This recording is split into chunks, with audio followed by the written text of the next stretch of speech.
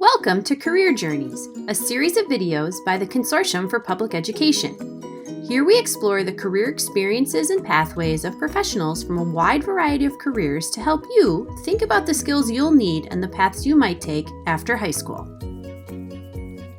Hi, I'm Debbie Pixton, a program director with the Consortium for Public Education. Today I'm interviewing Neil Ashbaugh, a manufacturing professional, as part of our Career Journeys video series to share insights into a professional's pivotal experiences and career pathways. Thank you for joining us, Neil. Thank you, Debbie. Glad to be here. Neil, tell me about your company and your role there. What do you do as president and CEO of New Century Careers? So New Century Careers is a nonprofit training and job placement center located on the south side of Pittsburgh. And my role as president and CEO is to direct and oversee all the major programs that New Century Careers offers to individuals who are interested in learning the skills needed to have a successful career in manufacturing. Did you always think you would be leading a company like New Century Careers? What did you think you would be when you were in high school? Well, so when I was in high school, I played a lot of sports, especially baseball, and I had an experience with being involved with a traveling team. And at that one point, I was an alternate. And when I was placed from alternate to a full-time member of the team, I was asked to join the team full-time. And for some reason, when they went through to qualify me as being in the right age of the all-star level I was supposed to be in, my mother had supplied a birth certificate from a hospital versus the state official. And long story short, I wasn't even allowed to sit with my team during one of the games. And some of the local media folks from my community found out that there was a young person sitting way off to the side in full uniform but wasn't playing. And when they approached me, they found out the situation. They asked me to go on the radio with them. And so during the course of a broadcast, I was asked different questions about what it was like to be on the team and what it was like to work with our coaches and what it took to get to the level that we were at to make it to state tournaments that year. And I just fell in love with broadcasting. I thought, man, I could end up being the next great DJ of Pittsburgh. So that kind of put me down the career path of taking college-ready courses in high school, but always knowing in the back of my mind that I wanted to go to college and study media, especially radio broadcasting. Wow. So how did you end up as the president and CEO of New Century Careers, which it doesn't have anything to do with media broadcasting? That's right. But so what happened was I did work in some small market radio, and what I found was while it was very exciting and I enjoyed the career, the opportunities to grow and to experience building and raising a family where you were from really wasn't available. You find out in the market, in the media, a lot of folks have to travel. So you may start in one market and you keep progressively moving to larger and larger markets until you could actually make like a family sustaining wage. And I was still and I'm very proud still to be a Western Pennsylvania native. And I saw a lot of my friends moving away and losing the connections to their family.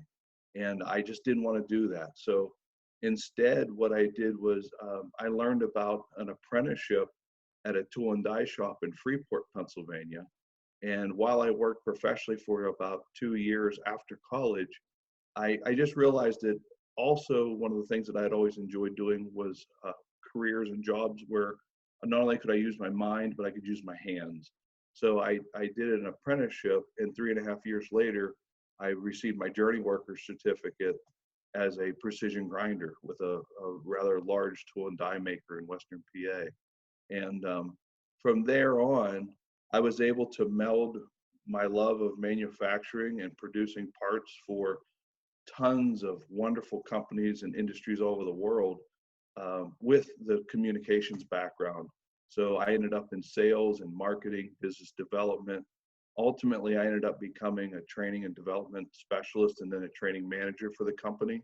And I worked with over 800 employees at that company to review where they were in their lives and to say to them and question. And really going back to my baseball experience, I was able to become a coach for them and ask them questions like, okay, you're really good at this, but how would you like to be better at it? Or how can I be better at other skills? Because I think people need to understand that in the world, your value, it comes from the different skills that you have. And I think it's a very good thing to be well-rounded. And while at first communication and manufacturing don't seem to be a very good fit, when you can pull that together and you have the passion for both, I think there's really good outlet. And then it just makes you more passionate. So I worked with that industry and in that company for about 23 years. And then I had learned about this new opportunity at New Century Careers. And I had worked with the original co-founder and president on another volunteer program that they managed, the Bots IQ robotics STEM competition. So I knew the gentleman, I knew his philosophy, I knew his passion for helping people. And what really made me excited about this new role, Debbie, was that I could not only now, instead of just helping to make a company grow and help those 800 employees get better, through New Century Careers and all the dozens, if not hundreds of manufacturing partner companies we have, I could ultimately, through my work and my philosophies, maybe impact thousands of people and help more families make better wages.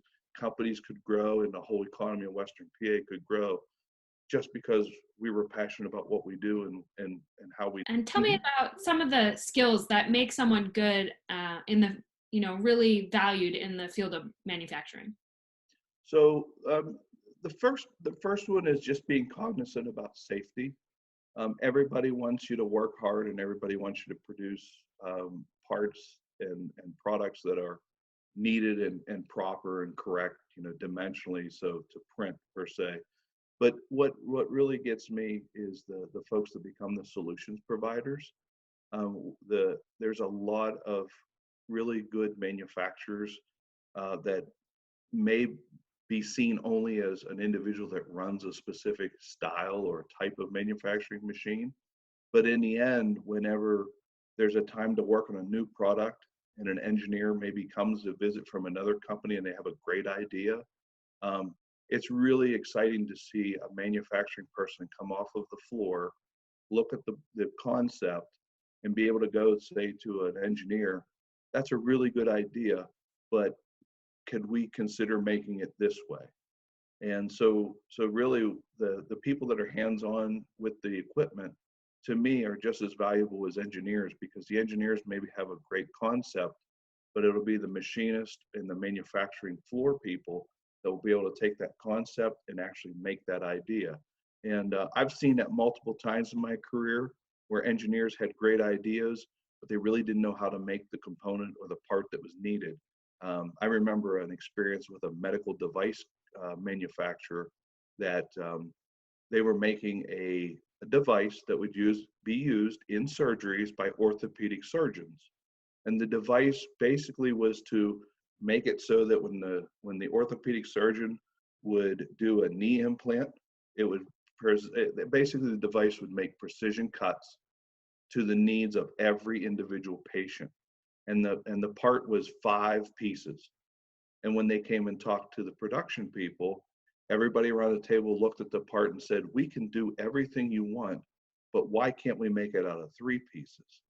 Not only will it be less expensive to make, it'll be easier to produce, and it'll also be more accurate for the surgeons, which ultimately what that means is it's better for you and I if we ever have that surgery. So they took that idea, took that concept, went back, proved it out, and said, how did a bunch of machinists come up with that idea? It's because we're thinkers. So being a solution provider, someone that's willing to think and be a little entrepreneurial, be a little bit of an engineer, come up with wild ideas. Some of them stick, some of them work, and they actually change the way you and I get products in a variety of industries. So what kinds of post-secondary training do people need if they're going to be in manufacturing? I know you mentioned you had been an apprentice. Yeah, this is the fun thing about it, Debbie. There's so many of us that come from different pathways. So when you say post education, Formal apprenticeships, registered apprenticeships are a great way to learn these skills. And if you don't fully, or if the viewer doesn't understand what an apprenticeship is, just think of it as a paid education. So not only are you going on the job and you're learning from other people that have 5, 10, 15, 20 years experience ahead of your knowledge, but then also there's a time when you're going to go to classroom work. And many of those apprenticeship programs, the classroom work is either done right at the company location, or you go to a site for education in the evening. And the really neat thing is many of those education components that you take in evening, the classes, once you finish your 4-year education, a lot of that work and effort can then be recognized by local community colleges, so you can get credit toward associate's degree. So as a starting point, an individual interested in a job in manufacturing can be a high school graduate. They could be a completer of a registered apprenticeship program. They could have maybe gone to an associate's degree, or in the case of myself and several of my colleagues at my company, many of us had full-year college degrees in a variety of topics, and we reinvented ourselves through apprenticeship. So for me, there is no clear pathway to, if you look at a lot of the industries where it's, well, you need to do this, and then you take these courses and you become this. With manufacturing, there's a variety of ways for people to get involved. And there's no right way or wrong way. And you basically can enter that career, that pipeline at the level you're at, but always know that you're going to continue to learn more. And that's one of the things that I always like about manufacturing is every day I'm learning something new. Even though I'm not in a production environment necessarily today in my career of running a training center, I know that every day I'm going to learn something new about technology. I'm going to learn something new about materials. I'm going to learn something new from someone that I didn't even think might have more knowledge than I do because they came up with a new idea that I had never thought of. So I like that. I always like the challenge of being challenged to constantly learn. With so many different pathways into manufacturing, what questions should people ask themselves if they're considering a career in manufacturing? Yeah, good one. So one of the things that I always stress to the trainees is, do you want to do a formal apprenticeship program? There are many good companies in the region that can offer entry-level positions to individuals that don't necessarily have a registered apprenticeship program, but those individuals still go on to have very good long careers and paths. One of the things I have the folks think about to themselves is, what kind of environment do they wish to work in? And what I mean that is, there are a lot of companies in the region that may have only 20 people or less. So a lot of the manufacturing companies in this region are very, I would say, family oriented. So you're not just joining a company to do a job or to learn to do a certain skill to make something and obviously produce a profit for the company, but you learn that these individuals that you're working with go well beyond colleagues. They sometimes become friends and mentors to you. So know that those small shops, there's opportunities there. There are some larger manufacturing companies. And in each case, one of the things that you would ask in both cases actually is, what kind of benefits are available? When you're young and you're starting a career, you may not maybe look as closely as an older person or someone with a family about healthcare benefits, for instance. But as you age and you start to build a family, you need to think about those types of things. You need to see if the company's willing to do things like tuition reimbursement. So I'm going to put myself in a position, I'm going to say, voila, I'm 18 years old again, and I didn't go to college, for instance. So maybe my question would be, you know what, I'm 18 years old, I'd like to work for you, I think I'd be a great employee for you, but maybe in a couple years, I feel that I'll be mature enough and I have the desire to go back to school. Would you support that? Do you have tuition reimbursement? And I think that's a valuable question everyone should ask, especially from the earlier comment I said about continuing ed and continuing to learn, because there's great opportunities for formal education. And one other comment I'll make is, in manufacturing, a lot of the equipment that you use, the manufacturers have schools. So you can maybe end up, if you're with a company, they may send you to Chicago, for instance, for an entire week, company paid, to go and learn how to run a specific piece of equipment at an original equipment manufacturing school. So there's those opportunities. So another question would be, will I continue to have an ability to learn? And what I just shared might be an answer you would commonly hear. So What's one piece of advice you would give someone aspiring to be in manufacturing? Be willing to continue to learn. I know you've probably heard it several times in this interview, but you have to be willing to be a continuous learner. I think you also have to be willing to reinvent yourself. Everybody is very aware. There's no way that anybody watching this today wouldn't realize that we're in very unique, historic, economic times with the health crisis. So even though we know what we did yesterday was really good, and we're going to continue to perform and provide valuable services to our customers, just like every business person's going to do for their customers in their industry, you need to learn to adapt. Everybody has heard about how restaurants are adapting with curbside and drive-through.